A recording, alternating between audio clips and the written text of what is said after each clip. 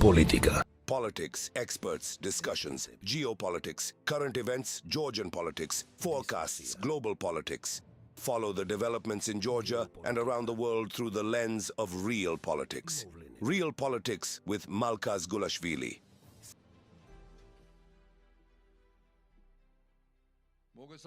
Greetings, dear television viewers and radio listeners. You are watching and listening to the tele-radio company Georgian Times. This is the program Real Politics. I am Malkaz Gulashvili, and today, together with Soso Manjavidze, as every Monday traditionally, we will review the current events taking place in Georgia and around the world. Family is self-sacrificial love. Patriarch Shio III's statement became a kind of challenge for people without family values and without a homeland, and they immediately erupted in outrage. Why are global forces trying to wage war against family and family traditions worldwide? Was it accidental or not that the Georgian Orthodox Church became the focus of attention among Christian churches around the world? Yesterday was May 17th, the day of family purity and respect for parents. We all went out together and marched from Rustaveli Avenue to Samaba Cathedral. We saw international Orthodox guests and listened to the speech of His Holiness and Beatitude Shio III. Yesterday clearly showed where Georgia stands, on which values it stands, and that these values are unshakable. No LGBTQ activists nor any countless legions of demonic messengers from hell will be able to defeat Georgia if it stands this firmly and steadfastly. How would you assess yesterday's events, Soso? Once again, it was confirmed exactly what you said, that for Georgia, these are the true values, and for the majority of the Georgian people, these values are the most important. Now, regarding what you mentioned about demons, evil spirits, and so on, what are these people arguing? They say, how can there be a day of family purity when families are not pure, when there is betrayal and conflict within families? Therefore, they ask, what purity of family are we even talking about?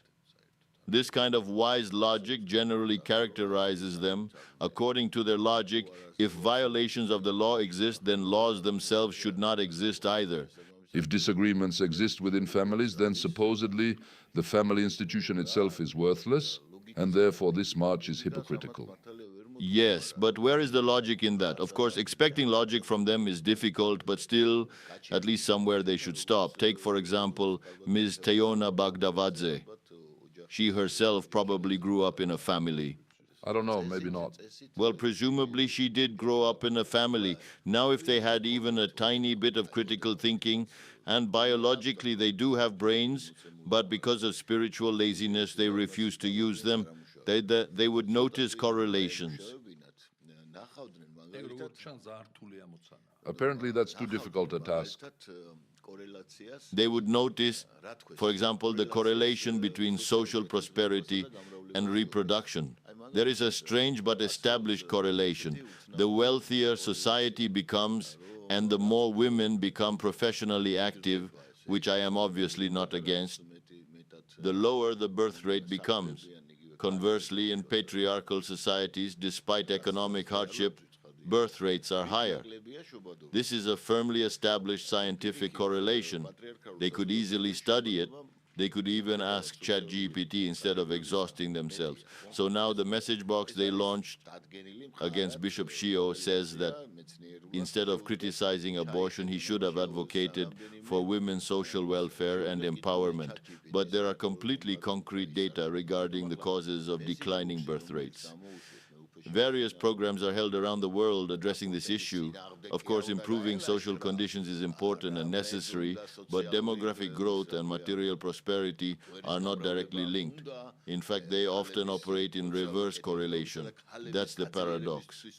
On the other hand, as a respected Metropole Zenon says, fear, discomfort, and the necessity of solving family problems together can indeed create tension. Personality incompatibility exists. These things are real, but overcoming such difficulties gives a person tremendous strength. When I got married, I didn't even have 20 tetri in my pocket. I used to walk from Digomi Massive to Dolidze Street on foot after visiting my future wife. Imagine walking all the way home because you had no transport money. Once, Zurab Kimshidze even gave me a ride because I had no money at all. Now, if we approach life with the logic that first you need wealth and only then should you start a family, then family stability becomes a fairy tale. In fact, those with more money often lose their minds more quickly. So now this so-called Xenon claims that family collapse and family purity supposedly depend entirely on economic conditions and poverty. The issue of birth rates and family stability is not directly tied to social prosperity. That is a paradox, but it is a fact. And fighting against facts is something idiots tend to do. Let's say it directly. I sincerely ask the respected lady not to put herself in the role of an idiot. Let her read sociology. Let them actually study something instead of reading only message boxes distributed either by Western or Eastern intelligence structures. And whoever designed and distributed this message box clearly is not their friend because it is completely idiotic. Everyone repeating the exact same phrases word for word looks absurd. Before we move on to international politics, please subscribe to our channels, TV Georgian Times and TV Georgian Times International, where translations of our programs are uploaded in Russian and English. Share both channels with your friends. Also, please like the program and be more active in the comments. Ask questions, and we will answer them as much as possible. We witnessed the meeting of the century between Trump and Xi Jinping. What conclusions did you draw from it, Soso? How realistic are their agreements, and are these agreements sustainable? Also, the fact that Trump threw away all the gifts he received afterward and had them disposed of. What kind of gesture was that? It was a symbolic gesture because they failed to agree on anything. That gesture reflected the mood of the American delegation. How do you imagine demonstratively throwing gifts into the trash? That was clearly not spontaneous. A huge insult. Exactly. It was not spontaneous.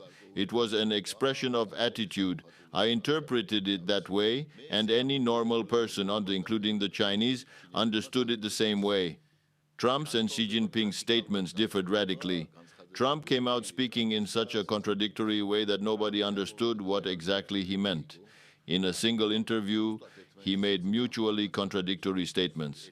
First, he said Iran had already been destroyed, then he said it should be destroyed, then again that it had been destroyed, then again that it should be destroyed, and finally he said, I don't know what to do whatever you want. It was astonishing. I couldn't believe my ears. One intelligent man described Trump's condition as aggravated sociopathic narcissism. Many people in the American political establishment are seriously worried about his mental state now. Many regret electing him. And against this backdrop, even the Democrats' popularity is increasing, despite the fact that people had become allergic to them. But leaving that aside, what practical results are we seeing? We are witnessing a new geopolitical reality, new technological giants, and the growing importance of technological superiority in geopolitics. Today, that technological superiority belongs to two major centers of power, the technological giants gathered around China and the United States, which is trying to prevent China's dominance, especially in areas such as artificial intelligence. Who attended those meetings? Elon Musk was there, Palantir representatives were there, all the major digital and technological giants were present. The whole lodge was there. Yes. Essentially, the process of dividing the world is underway, but this process cannot happen through agreements alone. We have discussed this before. Attempts exist, of course. Some compared this to Yalta and Potsdam, but this is not another Yalta-Potsdam moment. Reality today is far more complicated. Technology has advanced enormously and the number of powerful states has multiplied. Take Brazil, for example, around 240 million people and a giant in many sectors. Turkey, Iran, India, Japan, enormous powers, not to mention Europe and Russia. Without considering the interests of all these actors, it is unrealistic to imagine Trump and Xi sitting together and deciding the fate of the world the way it happened at Yalta or Potsdam. On the contrary, I see growing confrontation and escalating tensions. The gestures, Trump's statements, and Xi Jinping's statements all confirm this. Xi Jinping directly warned them about Taiwan. He said that if anyone moves against Taiwan, military confrontation would begin immediately. But today Xi Jinping said something even more important. He expressed great respect for Iran and for the struggle Iran demonstrated. What did Xi Jinping actually do there? Xi Jinping positions himself as a kind of emperor of the Middle Kingdom, as the supreme evaluator of geopolitical processes. That is why leaders like Trump and soon Putin go to him. And what did he do? He praised Iran. In effect, he symbolically granted Iran recognition as a geopolitical actor of equal weight. People should not underestimate this. Unlike Trump, The Chinese do not throw words around carelessly. everything Xi Jinping said, every detail of that meeting, the way the chairs were arranged, the height at which Xi Jinping sat where Trump was seated, the ancient thousand-year-old trees he was shown, all of it was symbolic. It was as if China was saying, we are a civilization thousands of years old. You are only 250 years old. Calm down.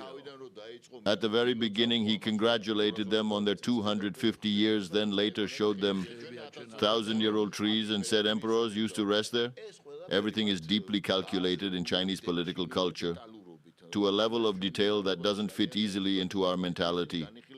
Every word, every symbol, every gesture is measured by entire institutions, academies, and party structures in China. Unlike Trump, who changes positions 3 times a day, so 2 fundamentally different civilizations met. Now, regarding Iran, preparations are clearly underway in Israel. Anyone who follows aviation trackers can see massive transfers of weaponry into Israel, catastrophic quantities. Preparations similar to those before previous wars are taking place. Trump openly declared, we will destroy Iran. He said the clock is ticking for Iran and that if they do not act quickly, nothing will remain of them. Now Iran responded by promising a devastating counterstrike. What could that mean? It could mean shutting down global internet routes through the Strait of Hormuz. They have the capability to cut undersea infrastructure. And they could close strategic straits too. Exactly. They could blockade routes and strike allied infrastructure. Countries may refuse to grant airspace access. So where is all this heading? Toward escalation. Yes, the Trump-Xi Jinping meeting was the last major attempt to reach some kind of agreement. That failed, and automatically the conflict continues. Now they are presenting each other with absolutely unacceptable ultimatums. Trump says, give us your nuclear material, but how exactly does he imagine that happening? Any Iranian leader who signs such an agreement would immediately be overthrown, or worse. They would hang him on the highest crane and launch his body toward Israel on a rocket. So the demand itself is absurd. Do you think they genuinely don't understand this? Or are they deliberately making impossible demands? Every great power sees the world from its own bell tower. Imagine being the American president and seeing the enormous military machine created over decades with trillions of dollars. Gigantic air forces, fleets, armies. The struggle for territory and dominance continues. Humanity, unfortunately, still exists within this mindset and level of consciousness. So it is already obvious what they will do. They will attempt to bomb Iran again. Of course, this is strongly supported by the Israeli lobby and Netanyahu, who on one hand follows the political agenda of his deeply ideological and religiously driven coalition and the forces that have kept him in power for so long.